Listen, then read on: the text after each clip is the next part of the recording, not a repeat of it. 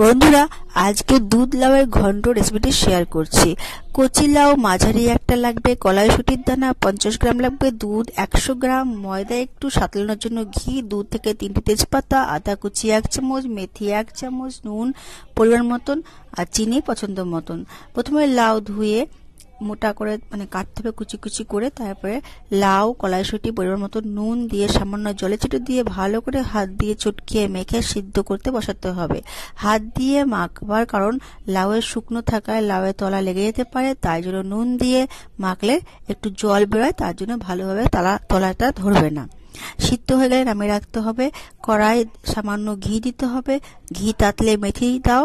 মেথি লাল হয়ে গেলে কাঁচা লঙ্কা, আদা কুচি আর তেজপাতা দিয়ে সিদ্ধ লাউ এরকম করে ছড়াতে হবে। তারপরে নেড়েচেড়ে দিতে হবে। এবার দুধে ময়দা গুলে তারপরে ঢেলে দিতে হবে। কয়েকটি কাঁচা লঙ্কাও চিড়ে দিতে হবে। পছন্দ মতন মিষ্টি দিতে হবে।